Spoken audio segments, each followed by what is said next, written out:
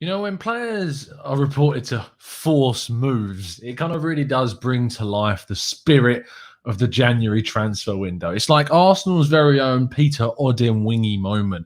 We're going to talk about that. We're going to talk about Saliba and Torreira and lots more as the January transfer window takes its full grip of Arsenal Football Club.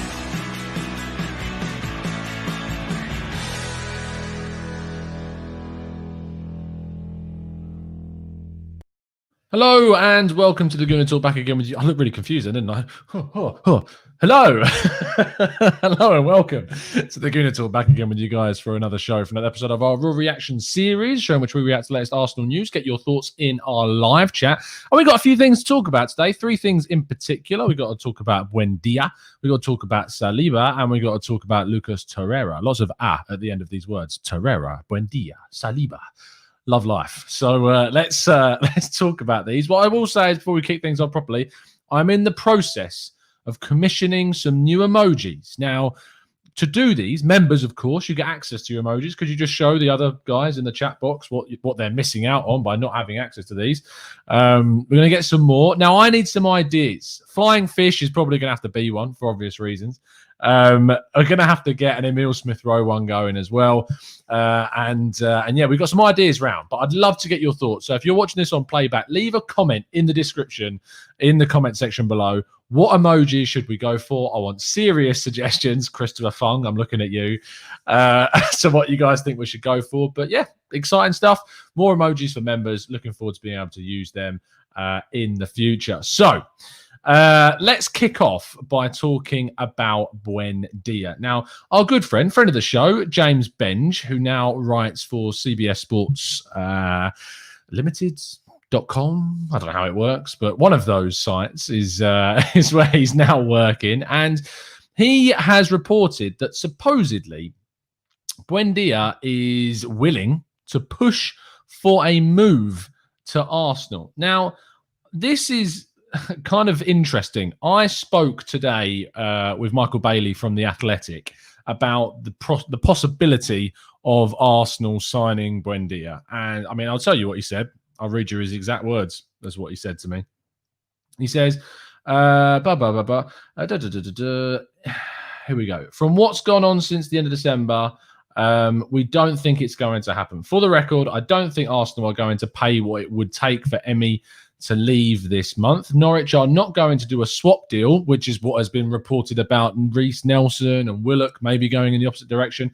He says Norwich are not going to do a swap deal even with money for their most prized asset that could earn them promotion and £100 million minimum for players Arsenal don't want and players who probably don't want to come to Norwich. Norwich don't need to sell, plus he's on a long contract, which I believe ends in 2024, and he could well be back in the Premier League anyway come August. So that's what The Athletic's Michael Bailey had to say when I spoke to him about this morning. But it's still interesting to see that James Benge is now reporting that Buendia is prepared to push for a move should Arsenal kind of put that bid in, put that first bid. If they make a move, he's going to try and say, look, Arsenal bid for me, I want to go. Norwich might turn around and say, good for you, you're not going anywhere. Or they might go, well, we're willing to let you leave for the service that you've given us, but we're not going to let you leave for the money that Arsenal are willing to give at the moment. And that's completely down to the club. The club have the power over the player. They have the contract. It's long-term. And Buendia can't necessarily do anything specifically. If he decides to down tools, obviously that's a problem for Norwich. And you don't have a player in that situation. So usually what does happen is if a team comes along for a player, the player wants to move, eventually that move does genuinely, I'd say 70% of the time, typically tends to happen. There are circumstances where it doesn't, and that can sometimes leave players in a very difficult position at clubs where they've wanted to go and they haven't been able to. I mean, look at Alexis Sanchez at Arsenal in the summer before he left in January. He wanted to leave for Manchester City. He wasn't able to do that. And ultimately, he had a really kind of poor 6 months and then moved to Man United for more money and ultimately didn't have the best of times there. So I don't think Arsenal have the financial clout to kind of convince Norwich to sell is my personal professional view of the situation. But I'd love to get some of your thoughts about Buendia in the chat box and see what you guys have to say on this one. Dave says, other reports state that there would have to be silly money put on the table for them to do business, which makes complete sense. Hello, Presto Play. Good to have you on the chat, mate. Also, I should say, whilst I've got you here and I've got your attention, a little bit later on in the show, towards the end of the show, we're going to do the competition reveal. Now, if you would like to be in with a chance of winning our prize, which I'll get up on the screen for you. Where is it? Here we go. This is the prize that is on offer. It is basically what we're trying to do at TGT is we're trying to help some small businesses out, football-related businesses, with some just getting them people to follow them and maybe have a look at their work and maybe people will buy it. But it's a tweet on the Gooner Talk Twitter account, so please do go onto our Twitter at the Gooner Talk TV. I will, if you scroll down the page, it's the giveaway tweet. In fact, what I'll do is I will post a link in the description, not in the description, sorry, in the live chat, because at the end of the show, we are going to reveal who has won, and we'll do it through complete randomness on the show. So, you know, it's not rigged or anything. We're going to do it like that. So I hope that helps you. Anyway, let's see what more of you are saying. Omar says, Tom, Buendia is a realistic target. I think we should get him. Chris says, Tom is going to curse any good players we suggest emojis for, so be careful what you wish for. If you give me a Buendia emoji suggestion and I make it, he's never going to come. That's how it works. Whoever we get made into an emoji just catapults their careers into oblivion. So there is that. That is an option that could happen. Adit says, Buendia is so good, but from what you said and other reports, it doesn't seem like we have a great chance of signing him. Now, tomorrow, we should have the tactical breakdown on Buendia coming out. I'm just waiting on the expert insight to be dropped into my inbox, and then we'll be ready to roll on that one. So expect that. But he is a very good player, and we're going to look at a lot more as the reasons as to why he's a very good player in tomorrow's tactical breakdown. Martino says, is Buendia a cam? Now, it's a good question because Buendia's position is kind of fluid at Norwich. He has played as a number 10. He kind of is playing more out to the right-hand side for the system that Daniel Farke likes to play. He's versatile and he can play in multiple positions on the pitch. And he's also a player that can offer you so much depth in addition to quality. And I think he would cover a lot of the positions should someone get injured. He's also not a player that I think that Emile Smith-Rowe is ultimately not necessarily going to be blocked by the route of Buendia coming in. I don't think that would happen. I know a lot of people are kind of hesitant now for Arsenal to bring someone in because they think it's going to have an impact on whether Emile Smith-Rowe has like the long-term capacity to stay at the club and if he has that route into the first team. But if a player's good enough, they'll play. I've always said that and I've maintained that is if you've got like this connection to a player, I understand it. You want players to succeed. And there were some saying that we shouldn't be signing strikers because we've got Balogun. We shouldn't be signing defenders because we've got Saliba. If Arsenal have the opportunity to buy a player that improves the team, improves the squad, you have to be open for it happening. If you're not open for that happening, then there's no real chance of progression, of upgrading, of improving. It needs to make sure that you have that kind of disconnect and ruthlessness in a way that Arsene Wenger, I felt, never really had regarding his squad. He was never really willing to upgrade on certain players that he was very loyal to. And I'm hoping that Arteta doesn't have that same loyalty issue for me. Glenn Cook says, Emi reminds me of an early Santi when he arrived at Arsenal. So aggressive in attack, but also intelligent on the ball and maintains possession under pressure. Kind of more an advanced Santi, in a way, playing in a more advanced position. When he was at Malaga, when he was at Villarreal, he did play in kind of a centre midfield to number 10 kind of role. And at his time at Arsenal, gradually got further and further back. I wouldn't see that happening with Buendia. I'd certainly see him being the type of guy that would ultimately push forwards, be creative, and play some nice football for us.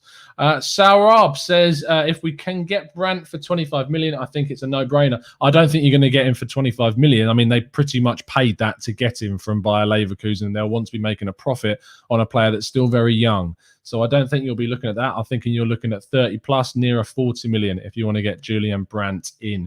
No Sleep says Smith-Rowe is injury prone. This is the main issue with not strengthening. Really good point. He has faced injury issues throughout his youth career and going into part of his senior career. And it's certainly not a player that we can bank on to be fit 100% so. And even if he isn't, I mean, you look at Thomas Partey, was never injured throughout his whole career at Atletico Madrid.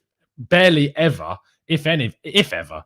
And he comes to Arsenal and immediately has problems. So you cannot bank all of your hopes on one player to be the difference throughout the season, throughout the future, because injuries happen, stuff happens. Football changes very, very, very quickly. So we're going to have to wait and see. Anyway, that is the first piece of news from today. The second piece of news is regarding William Saliba. William Saliba, of course, has been for a long time kind of a focus of debate, of conjecture, of arguments for a lot of people. And it finally seems that his tumultuous time at the club, for the short term anyway, is coming to a temporary end, as it is confirmed by plenty of outlets now, as you've seen this morning and throughout the day, that he is going to be moving to Nice on loan until the end of the season. Now, I wrote a piece on this for 101, and I wrote a couple of pieces about Saliba for 101, interestingly, about him moving to possibly going to Nice, about the kind of players that he's going to be joining up with. Let me just throw this up on the screen for you so you can see it. Stop screen, share screen. This is the one I want. Here we go. Okay, so as I said, I wrote a piece about this morning over on 101 about Saliba joining Nice. Now, the point I want to pick out is that Nice have played with a three at the back system. Now, their three at the back system has consisted of Robson Bamboo, Flavius, and Danny Luke. I don't know. And Andy Pelmard. Okay, much easier to say. It's probably not. I said that in the most English way possible. Danny Pelmard or Andy Pelmard. It's probably something a lot more romantic and French way of pronouncing it, but I've butchered it and I don't care. So he's playing with these guys. And the point about the article is that they kind of highlighted how young they are, 23, 20, 19. And Saliba is going to be coming in and being able to get opportunities. They do have Dante, who, as I'm sure you're well aware of, is a very experienced Brazilian centre-back, used to play in the Bundesliga with Wolfsburg and Bayern Munich, I believe, as well. And he is certainly someone that when he comes back is expected to play. He's 32 from the best of my knowledge, maybe 34, one of the two. And when you look at Saliba coming in, I feel he's going to get minutes. He's going to get time to play. He's going to be able to do what he wants to, which is play senior football. He also, there is a downside. Playing with a three at the back, he goes into a system which is not the same as what Arsenal have now seemingly changed to.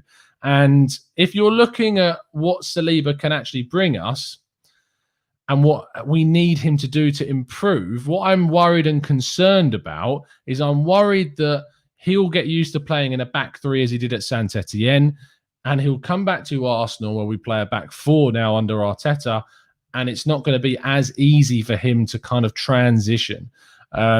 Is he done for the year, Dante? Thank you, Chris, for pointing that out. Much appreciated. So you won't have to worry about that competition from him. So it's most likely going to be him going straight into that lineup, competing with some of their other players.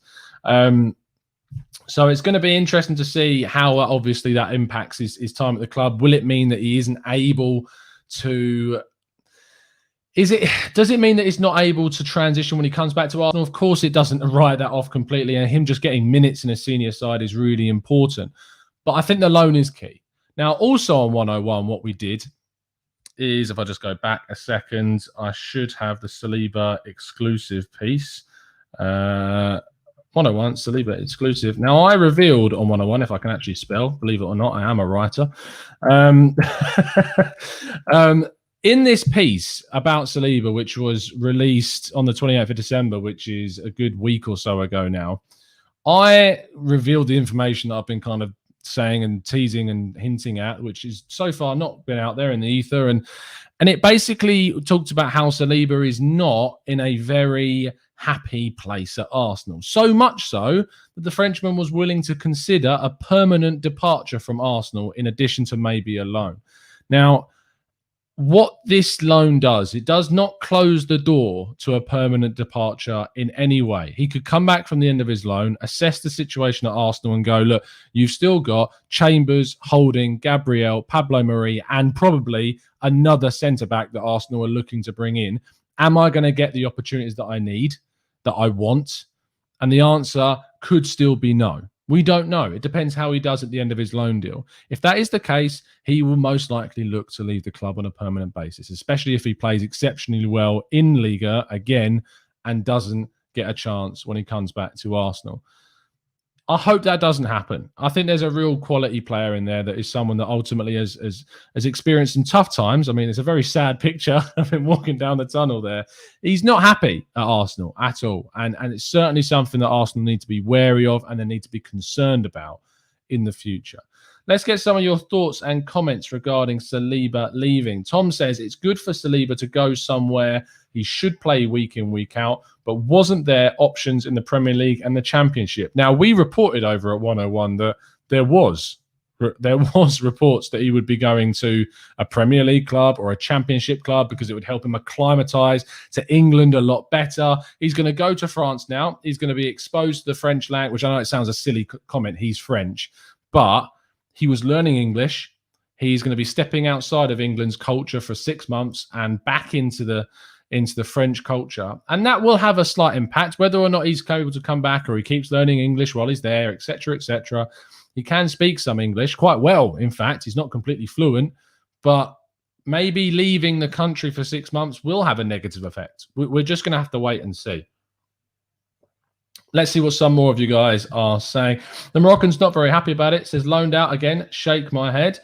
Iron Cub says, Tom, a few minutes before you went live with Chris Wheatley, reported that Julian Brandt is available for 25 million euros.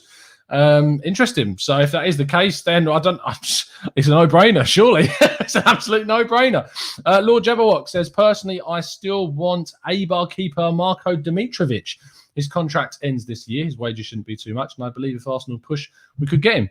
Fabian Senchonze as backup fullback. Interesting. I don't know anything about Senchonze or Chentonze at all. So you're teaching me, Jabberwock. You're teaching me, son. Interestingly, you may have seen also today that Ruffier, the Saint-Etienne goalkeeper, was sacked by the club today. Experienced keeper, 34 years of age, will be available on a complete free transfer if Arsenal wants someone as a backup to Bernd Leno. Whether or not Ruffier would be okay being a backup, I don't know. But there's an option there that you may see some links to him in the next few coming days. It wouldn't surprise me at all. Vinny says, Marie holding Gabriel and Saliba for next season. A loan is something good for him. Mustafi, Luiz and Socrates, we need to get rid of ASAP, and they will go minimum in the summer. The real Janice with a super chat. Thank you ever so much, mate. Big up TGT and the TGT gang. Always putting up quality content. Do you think Arsenal will realistically go for Basuma in the summer?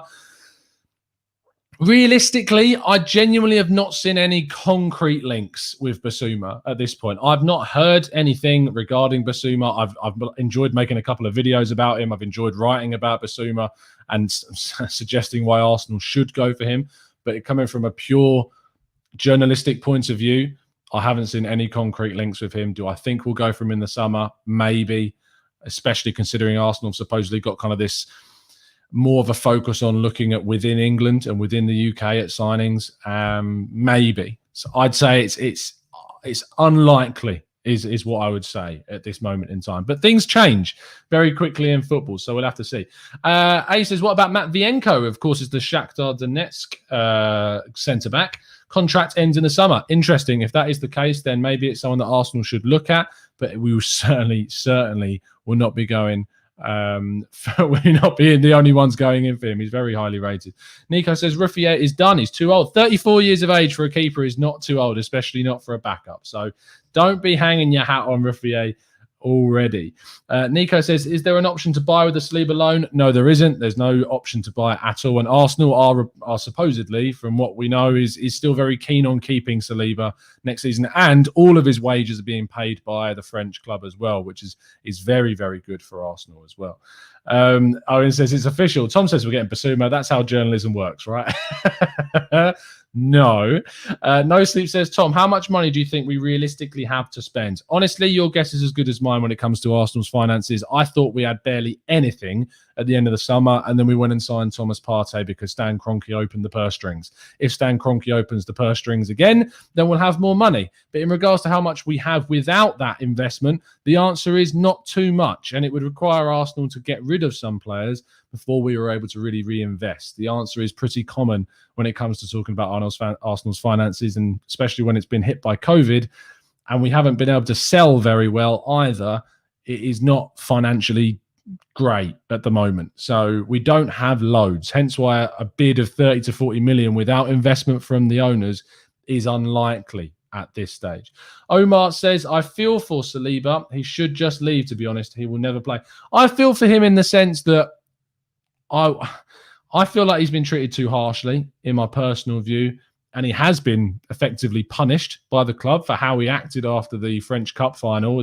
There were professionalism issues with him. That was confirmed not only by the articles that we put out there, but even Mikel Arteta himself in one of his post-match press conferences noted professional difficulties that he had had. So don't just take it from me. Take that from the man himself. Sam Trester says, Tom, why are we always in the dark with Arsenal and players? Nothing comes from the club. Surely they could put Ozil and Saliba gossip to rest with an honest statement. Arsenal are very, very secretive is the straight answer to that. Arsenal don't like links getting out. Arsenal don't like leaks happening. Hence why Arteta was very angry about the rumoured David Luiz being the leak. I'm not sure if that's alleged. I don't know if that's true. But what is true is that Arteta is not happy about information getting out at the moment and is very aware of the information that's getting out. And it's also why Ceballos lied on Twitter about the David Luiz fight, because even some of the players are very much on Arteta's side and trying to stop information from getting out and rubbishing or just saying that things aren't true. So that's why it comes through the media. The reasons why it does come out, the reasons why I find out about stuff and why a lot better journalists than me find out about stuff is that you have links to sources, you have links to agents, you have links to people that know other people within the club, that know people close to certain players, that the players talk, and naturally they will talk. Agents of players that are linked to Arsenal, you find out through those. It's just a great net. I mean, even from doing the Gooner Talk, growing just specifically a YouTube channel, it's amazing how many people you come into contact with, especially from doing the tactical breakdown shows that I've done where I get the expert insight on, get journalists on to interview that you keep in contact with, that you can speak to. As I said this morning, speaking to the Athletics' Michael Bailey about Emi Buendia, and he has basically thinks it's a no-go regarding Buendia this January. You just build up a contact base. So it's the information does get out very, very slowly.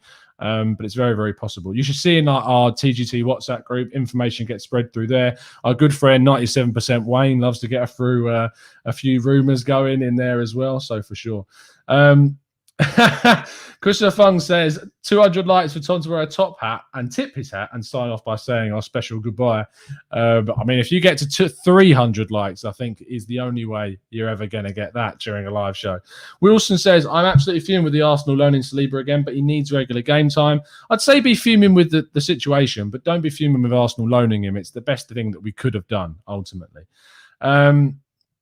Lockdown tactical breakdown is going to be at 8 p.m. Yeah, in half an hour or 40 minutes time, the PM will be discussing the next lockdown in the UK. So it's going to be interesting looking at what happens. Scottish football has continued and they've gone into lockdown. So we can imagine that English football is still going to continue. But I may have egg on my face and looking for a new job if that is the case, that we do have football stopped. So fingers crossed it carries on. Which is why, as I say, at the moment, I can't appreciate the members more right now for the support they give the channel during these tough times. It genuinely is really appreciated. It keeps me kind of alive right now, in terms of the house anyway, not my mental health. That came out very wrong. But in terms of the last topic of discussion is Lucas Torreira. There were some weird links today. Lucas Torreira was supposedly linked with a move back to Arsenal, with the loan deal being cut short, and then Fiorentina coming in to take hold of him, which for on loan or permanent deal, we don't know. At this stage, I feel that that's one of the classic January out there statements. I don't know whether or not it's true. I don't know whether or not we will see Torreira come back or not. I don't know, but we're just going to have to wait and see. I have a horrible feeling that my comment section again has just gone, or maybe it hasn't. No, it's coming back gradually. I don't know what's going on with our chat box today, but it's going a bit mad. So that's my thoughts on Torreira. I saw a couple of your thoughts earlier up regarding him. Let me just see if I can find them. Sam Trester says, does Torreira come in and flourish next to Partey? honestly, I don't know how he would react. I don't know how good he is right now. He's just continually, seemingly declined. Vinny Eagle says, I would rather Torreira than anyone we have at present playing in the centre part of that midfield. And I think that was about it regarding questions that I can still see, but we are getting some of your comments gradually getting through, which is great. Keep pushing those comments through, people. Vinny Eagle says, Torreira better than anyone other than Partey in our team right now. Which is a completely fair point. Is he better than Xhaka when he's at top form? Yes. Is he better than El Neni? Yes. Is he better than Ceballos? Yes. So who knows? But I agree with Patrick. I don't think he's going to be going anywhere. As I say, as with anything, I might be wrong, but I don't think he is going to be going anywhere at this stage. Final thing to do before we wrap up today's show is our competition winner. So let's get up a random number generator and let's see who is going to win our prize. Where is our prize? Let me show you the prize. Well, anyway, I need to go on this so I can find out who wins the prize. The prize is this brilliant Arsene Wenger print done by the Football Artists, who are a very small business that we're trying to help out during the COVID tough times. And all you had to do was retweet the tweet, follow them, follow us, and you are in. So the way that we're going to do this is I've gone through and I've checked that the people that have retweeted the tweet are in fact following everyone. So that's all good. And there are 52 of you that have entered. So you got a 1 in 52 chance, which is pretty good, to be fair. Pretty good. And what we're going to do is I'm going to show you on the screen how I'm doing it, which is going to be tricky because I'll show you. Oh, don't worry. I know what we're going to do. It's all right. It's all right. We got this. So random number generator. Let's show this onto the screen. Here we go. Now, this is between 1 and 52 people. So what's going to happen is I'm going to press this random number generator 5 times. And on the 5th go, the 5th number is the person who has won. I will then go on to the tweet. I will then scroll up on the tweet from the bottom. So the person who's at the bottom of the list of retweets is number 1. And we will go up until we reach the person who is that number up from the first retweet. I've done this a couple of times to check it works. Number 1 did come up. So did number 52. So you have a chance. The competition is now closed. So I don't want to see people retweeting it from this point. It's only the first 52 people that entered during the time. So let's press this 5 times. So 1, 2, 3, 4, and 5. Oh, great. I've got to count up to 47. Wonderful. Okay, let's go on to the tweet and let's see who has won. You get to see me count up to 47, which is going to be blooming great. Here we go. Okay, so we click on the tweets. The 52 retweets, as you can see, are here. I have now got to scroll up from the bottom to number 52. So if you see your name go past, apologies, you've not won. Okay, here we go. 1, 2, 3, 4, 5, 6, 7, 8, 9, 10, 11, 12, 13, 14, 15, 16, 17, 18, 19, 20, 21, 22, 23, 24, 25. Yes, I can count. 26, 27, 28, 29, 30, 31, 32, 33, 34, 35, 36, 37. 38, 39, 40, 41, 42, 43, 44, 45, 46, 47. Hayden. Oh, Dave, you are one away.